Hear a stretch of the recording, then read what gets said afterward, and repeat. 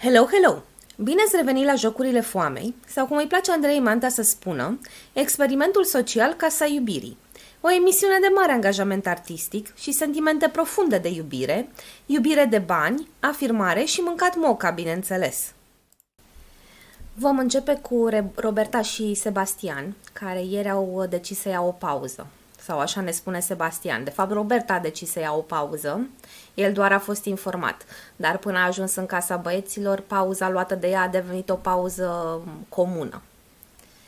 La ăștia, dezintegrarea se anunță de pe 1 iunie, când Sebița a crezut de cuvință că ar fi bine să facă mișto de cum este îmbrăcată Roberta. Nesatisfăcut cu tamtamul creat în casa băieților, a continuat și în Camera Roșie, și pe conexiune, și mai apoi în gală. Cel mai interesant aspect a fost reacția lui la supărarea Robertei. "Mă faci să pic prost, vrei să te mint?" a spus el ca un intelectual în viață.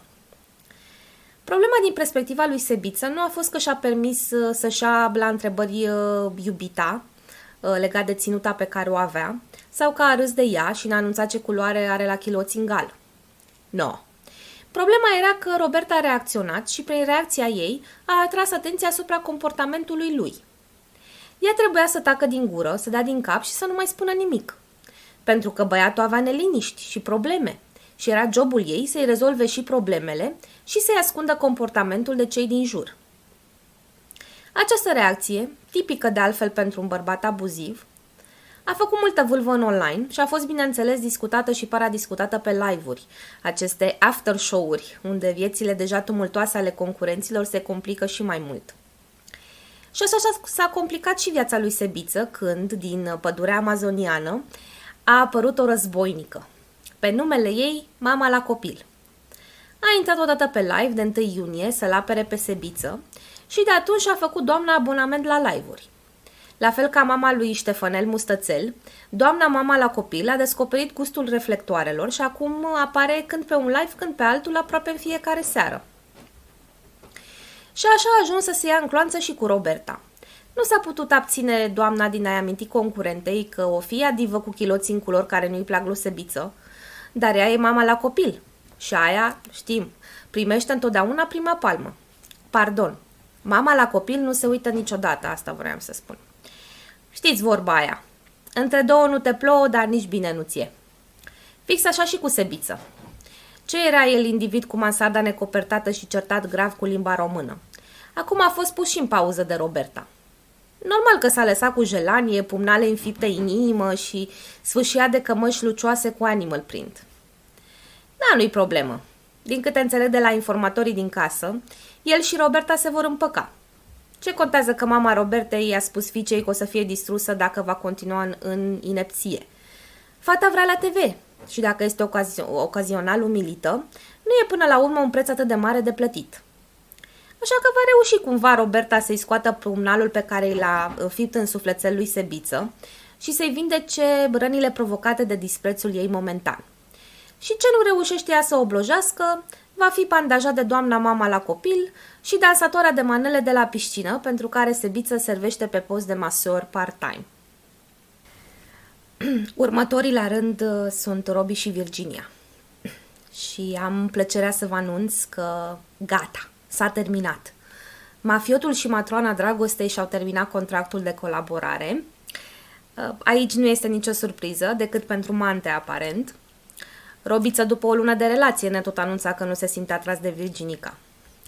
A fost distractiv un pic, așa, la început, când s-a lăsat cu șaorma erotică la apartamentelul de nebunii, dar cum să stea șmecherul nostru natural, să recucerească o femeie care își petrece timpul urlând la el și lovindu-l peste chelie? N-avea cum, nu-i permitea stofa de băiat șmecher. În cazul lor e un fel de pagubă în ciuperci, sincer. Niciunul dintre ei nu ar mai trebui să fie în casă, din momentul în care au țesut toată afacerea sordidă cu Aleina. Dar, precum suntem deja obișnuiți, staful Casei Iubirii prioritizează scandalul și panorama și nu asigurarea unui mediu sănătos și stabil în care relațiile amoroase se pot clădi pe o fundație de sinceritate și onestitate. Cine are nevoie de așa ceva? Doamne ferește! Virginica și Robiță dau bine la public, nu pentru că ar fi populari sau votați, ci pentru că sunt creatori de controverse, vâlfă, scandal și înțepături prin casă. Rolul lor este să activeze și să enerveze alți concurenți, să scoată și fulgii din ei, ca apoi să poată veni Manta și să ne delecteze cu filozofiile ei de viață. Cea mai importantă din aceste filozofii fiind ce-ți pasă ție, ce zic alții. În traducere liberă, dacă te superi că ești hăituit de oamenii pe care noi i-am pus să te hăituiască, problema e la tine, nu la noi. Dar întorcându-ne la conversația legată de despărțirea ăstora doi, sincer, de Robiță eu nu-mi fac griji. A trecut băiatul prin încercări mai grele și a măturat staful în spatele lui cu o sârguință ieșită din comun. Plus că, ținând cont de tipul de fete care se înscriu la această emisiune, cu siguranță va veni vreo căprioară dornică de făcut balet prin casă care îl va alege pe post de soare și stele. Din această reziliere de contract, cea care va avea cel mai mult de suferit va fi Virginia. Lăsată fără partea colorată a cuplului, Virginia este ternă, acră și plictisitoare. Sufletul Parastasului, cum am mai spus eu în alt vlog. Robiță era cel care aducea sarea și piperul în interacțiunile lor. O să încerce, bineînțeles, fata să se agațe de Patrick, dar știm că Peticuț e foarte abil la a încinge fete ca mai apoi să le zboare din avion. Să ne amintim ce a făcut cu Cristinica. Când nu o să îi se mai pare lui interesant să joace pantomima cu Virginica, matrona noastră va fi uitată într-un colț de platou, unde va mai veni din când în când Becky să o șteargă de praf. Următorii la rând sunt Anthony și Rebecca. De ăștia doi cred că suferă Manta cel mai mult. Becky și Antonache fuseseră aleși cu dedicație de către staff pentru multe materiale cu iz romantic. Ei trebuiau să fie cuplul teribil al emisiunii. Teribil de îndrăgostiți și teribil de gălăgioși. Ghinion cu Roberta și înregistrările ei. A deraiat trenul complet. Antonache tot trage de timp, speră cu disperare că o va mai putea lungi până după gală, în poziția de filozof care contemplă sensul existenței. Însă Becky și Manta nu sunt femei răbdătoare. Astăzi, după toată drama cu Cosânzel, i-a trimis-o Manta pe Becky lui Antonache cu expediție expres.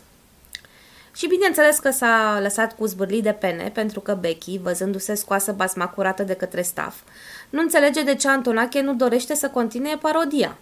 De ce atâta dramă care ia Amorescu beneficii la Craiova? Ce? Asta înseamnă că nu pot juca bambilici în emisiune? Problema e, bineînțeles, că Antonache intenționa să joace bambilici cu ea, dar nu și cu egoul propriu. Italiano Vero este și el până la urmă un Adriano Celentano în mizerie. Cum să-și permită să fie văzut la TV cu o căprioară care îi pune coarnele cu altul? Mai ales când toată lumea știe. În emisiunea de astăzi aproape că s-a scăpat când conversa cu Bogdanel și și-a spus, mai voalat, adevăratul of. Mititelu a crezut că dacă o alege pe Becky, are trai neneacă în casa iubirii. Materiale berechet, că fata e oricum dusă cu Sorcova, imunitate de la eliminare asigurată pe bază de cuplu și șansa să mai strângă și el niște gogoșele virtuale pe live-uri până în decembrie. Dar soarta asta cutră bătrână nu-l iartă. Dar știți cum este, că soarta și-o mai face și omul singur. Din câte am văzut în promo, mâine Antonache se va despărți în sfârșit de Rebecca. Asta așa aproape din coincidență, fix după ce s-au descoperit mesajele lui Cosânzel cu Amanta și deja lucrurile sunt sigure că va fi eliminat. Deci Ștefania va fi disponibilă. Să sperăm acum că va putea băiatul nostru să o ia de la zero, fără să-i sară sorcovița în cap și, mai important, fără să o supere pe Madame Mantea. Mult succes, Antonache!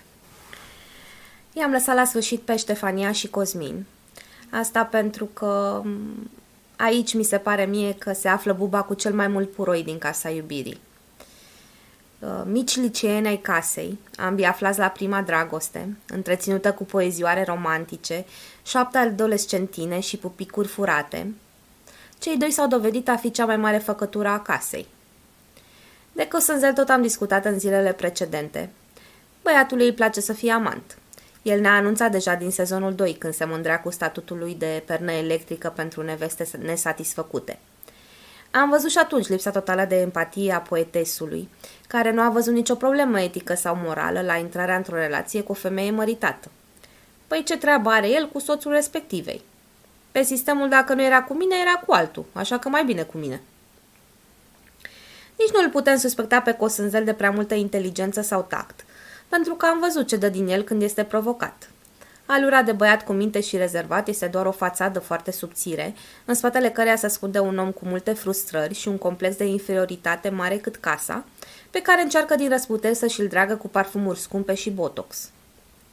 Dar ce mi s-a părut interesant în emisiunea de astăzi a fost reacția Ștefaniei.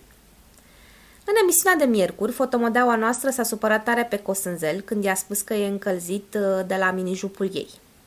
Nu se cade așa ceva, la anunța fotomodeaua. Să fii filmată de dimineață cu părul răvășit într-o cameră de hotel în timp ce Cosânzel e tolănit în pat e aparent ok.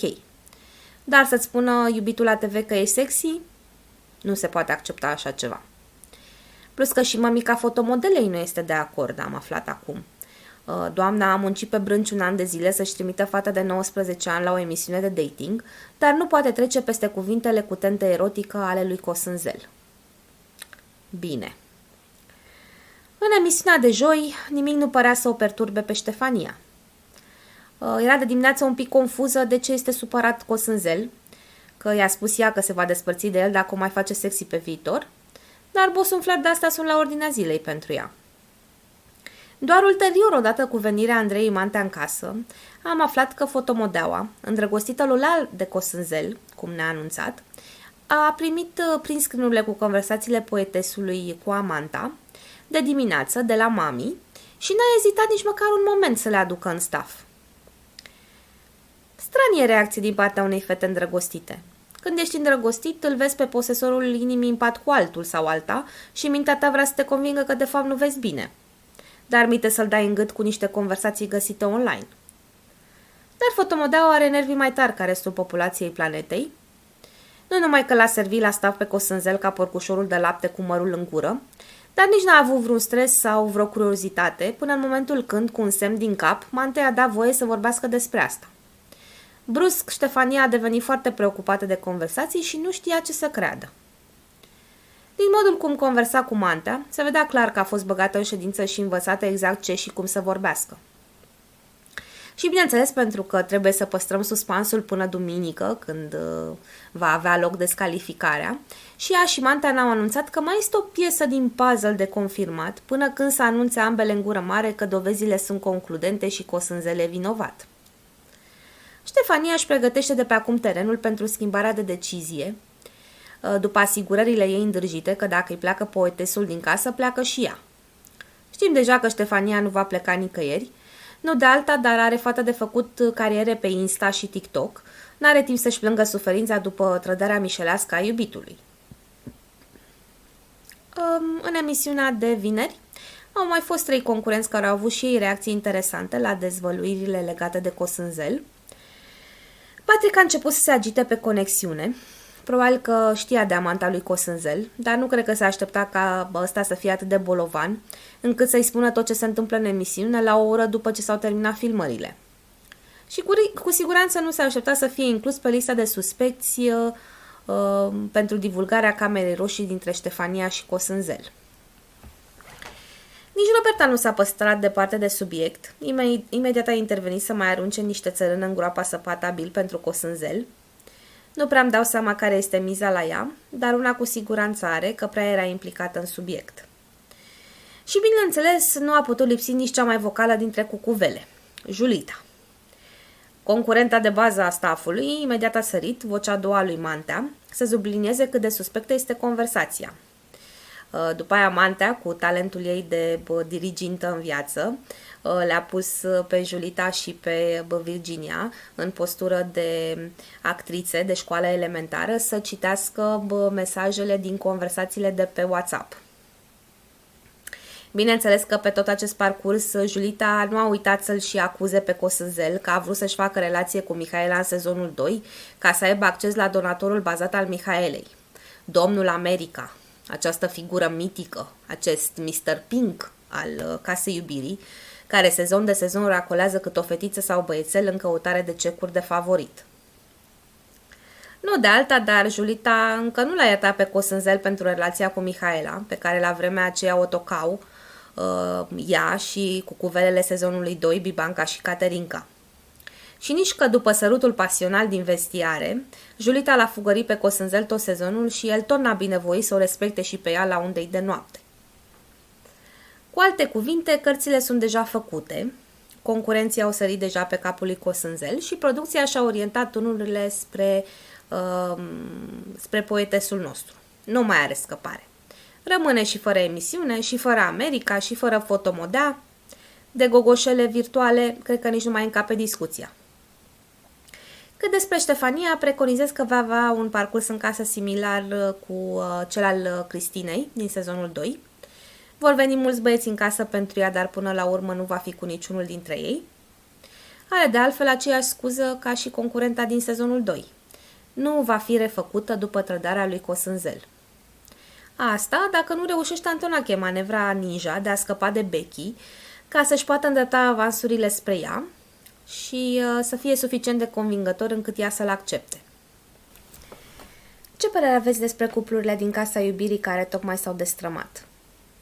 Acest sezon începuse bine, cu multiple cupluri în formare și acum în a 6-a lună de emisie s-au cam curățat toți, în afară de Robert și Julie. Din câte înțeleg, emisiunea va continua până în decembrie, deci tot timpul din lume să se formeze alte cupluri, dar chiar mă întreb cât va mai putea face stafful rating din piesele astea de teatru proaste, mai ales ținând cont că Antena 1 pregătește o emisiune rivală cu care va trebui să se lupte pentru audiență. Lăsați-mi părerile voastre în comentarii, nu uitați să dați like și să vă abonați la canal și ne auzim mâine!